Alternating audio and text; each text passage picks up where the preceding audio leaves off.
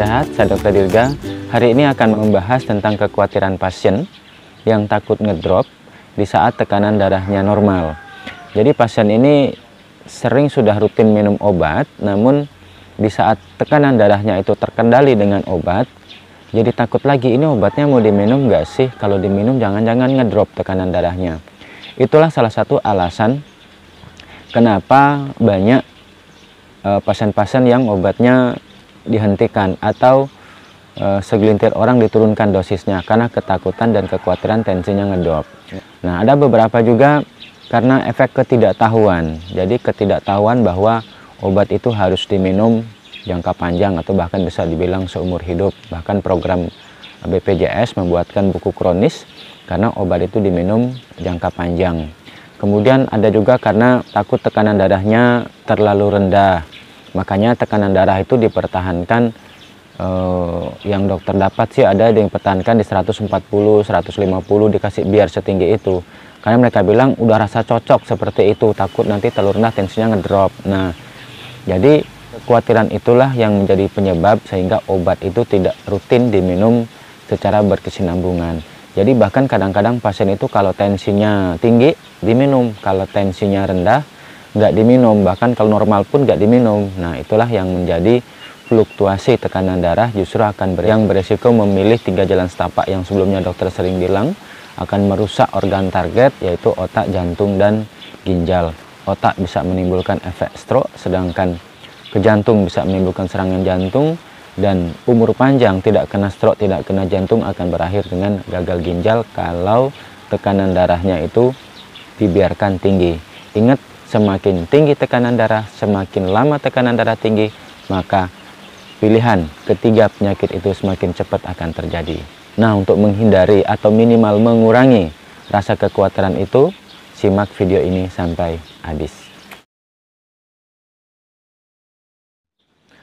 Nah, kita akan masuk ke pembahasan lebih dalam lagi, yaitu tentang topik menghilangkan kekhawatiran karena takut minum obat, takut ngedrop. Jadi gini, sebelum kita masuk ke dalam, kita bahas dulu tentang waktu minum obat. Jadi ada obat yang diminum 1 hari 3 kali. Contohnya yang banyak sering digunakan di tingkat primer itu Captopril. Itu Captopril murah, kemudian mudah didapat. Nah, dengan begitu berobat di mana-mana pun, terutama di perifer ya, di kampung-kampung itu jadi pilihan andalan. Cuman semua obat itu mempunyai kekurangan dan kelebihan dan sesuai dengan indikasi. Keuntungan dari obat itu adalah murah dan mudah didapat. Kalau sedangkan kekurangannya adalah efektivitas obat itu cuma 8 jam. Nah, dengan efektivitas 8 jam, 8 sampai 12 jam, ya otomatis minum obatnya untuk mempertahankan agar tekanan darah itu tetap stabil sepanjang hari dalam waktu 24 jam. Jadi obat itu diminum 3 kali. Nah, dengan minum obat jam 6, jam 2, jam 10 malam, berarti itulah obat yang rutin harus diminum dalam jangka waktu 24 jam. Jadi kurang lebih dengan jarak 8 jam itu yang bisa mempertahankan tekanan darah tetap stabil. Nah, ada juga waktu minum obat yang jaraknya kurang lebih 24 jam. Nah, itu kelebihannya frekuensi minumnya sehari cukup 1 kali. Cuman masalahnya obatnya sedikit lebih mahal dibandingkan obat yang lain. Jadi ya di perifer juga ada yang menjual obat seperti itu atau menggunakan obat seperti di apotek-apotek. Sehingga kalau boleh memungkinkan prioritas menggunakan obat-obat yang kerja panjang.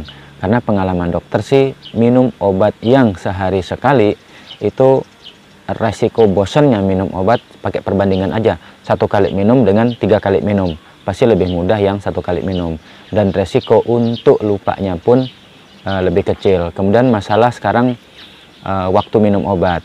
Kalau minum obat pagi itu cenderung lupanya lebih sering. Karena apa?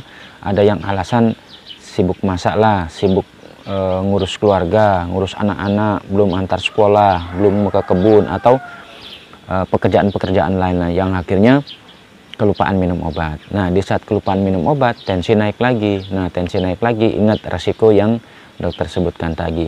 Memilih salah satu jalan setapak tadi ada resiko peluang ke arah sana lagi. Oke, coba sekarang dokter bantu penjelaskan dengan gambar, dengan harapan dengan lebih memahami lebih dalam kekhawatiran untuk takut ngedrop dengan minum obat rutin itu jadi berkurang. Oke, misalnya Bapak diberi obat yang kerjanya 24 jam, otomatis minumnya 1 hari 1 kali. Nah, minum obat 1 hari 1 kali, jika kita umpamakan lingkaran ini adalah sebuah siklus 24 jam, bila Bapak start jam 8 malam, sepakat jam 8 malam minum obat, jadi obat itu pun akan start mulai jam 8 malam, efeknya mulai bekerja, dan jam 8 malam efek obat itu habis. Dengan efek obatnya habis, maka otomatis Bapak harus minum lagi. Ingat prinsipnya, minum obat tekanan darah akan menurun, sedangkan bila obat dihentikan tekanan darah akan naik. Jadi efek obat ini mampu menekan tekanan darah selama 24 jam. Begitu efek obat untuk menekan tekanan darah ini habis, otomatis obat harus diminum lagi. Kalau nggak diminum, tekanan darah akan naik kembali. Maka setiap jam 8 malam obat harus diminum. Tiap jam 8 malam obat harus diminum. Jadi itulah alasan kenapa obat darah tinggi harus diminum tiap 24 jam. Nah, mungkin ada beberapa pasien yang sudah sering mengalami ya. Misalnya datang ke tempat praktek, kemudian waktu datang dikasih obat, tensinya sudah cukup stabil dengan dosis seperti itu, tapi datang berikutnya tensi tinggi lagi. Nah, datang bilang, dokter obatnya nggak cocok, kok tensinya tinggi lagi. Jadi masalahnya bukan nggak cocoknya obat, mungkin bisa dosisnya yang tidak cukup, dan lebih banyak lagi waktu saat datang itu obatnya sudah habis. Jadi di saat obat habis, tidak terminum lagi, tensi pasti naik lagi, tinggi lagi. Nah, justru itulah obat darah tinggi nggak boleh putus, supaya di saat datang itu masih sementara minum obat, tekanan darah akan terkendali berkesinambungan sepanjang hari. Ingat, obat tidak boleh putus setiap hari agar bisa mempertahankan tekanan darah sepanjang hari. Itu prinsipnya. Kalau misalnya tekanan darah biasa tinggi ya, 180, 200, kemudian tiba-tiba tanpa obat kok diukur tensinya normal. Misalnya satu kejadian, tapi sering loh ada kejadian tekanan darah sebelumnya tinggi. Kalau tanya, ibu biasa tekanan darah berapa? 180 dokter, kadang-kadang 200, sekali-sekali sampai 200. Kemarin dokter katanya tensinya sudah normal 120. Ibu minum obat? Enggak. Nah, yang jadi masalah itu adalah tekanan darahnya yang setinggi itu bisa normal tanpa obat. Dokter jadi ragu. Yang perlu dipikirkan, jangan-jangan tensinya yang rusak atau tensinya yang tergesa-gesa. Akhirnya tensi setinggi itu dibilangin normal. Justru tensi tinggi dibilang normal, kalau pas tanpa obat dipertanyakan. Karena pengalaman dokter ya seperti itu. Kalau tidak minum obat, tensinya akan tinggi. Kalau minum obat, tensinya akan turun. Jadi ada peluang untuk namanya juga alat ya. Alat itu juga bisa rusak, ada umurnya, kemudian ada istilahnya mesti rutin dikalibrasi. Ya, kalau itu tidak dilakukan di perawatan dengan baik, ya resiko kesalahan itu juga cukup tinggi. Namun terlepas dari masalah itu, kesalahan teknis ya, ada juga kadang-kadang tensinya itu terutama yang rendah dalam arti hipertensi tapi tidak terlalu tinggi. Contoh misalnya 140, 150, kadang-kadang itu bisa stabil tanpa obat.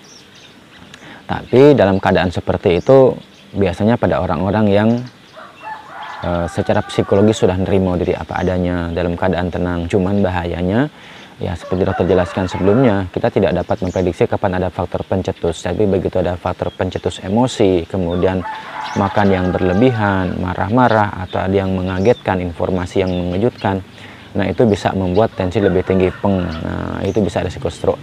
Tapi kalau misalnya rutin minum obat, risiko itu bisa ditekan lebih kecil lagi. Nah, kalau misalnya tekanan darah itu dalam keadaan rendah, jadi ada keluhan pusing, kemudian tekanan darah misalnya benar ya tekanan darahnya itu rendah di bawah normal, normalnya kan 100 sampai 120. Tapi untuk darah tinggi biasanya dicarikan target antara 100 sampai 130 itu pada usia muda ya. Sedangkan 60 tahun ke atas dianggap usia tua, lansia itu beda target lagi. Jadi sedikit lebih tinggi masih oke lah gitu ya. Nah, jadi kalau misalnya tensinya itu normal tapi rendah, atau tensinya itu lebih rendah dari normal dan itu benar seperti itu di cross check lagi. Apakah ada penyakit lain tambahan enggak yang bisa membuat hal itu terjadi? Misalnya pasien diare. Nah, pasien diare, muntah-muntah, infeksi, atau misalnya penyakit berat lainnya itu bisa tensi jadi cenderung lebih rendah.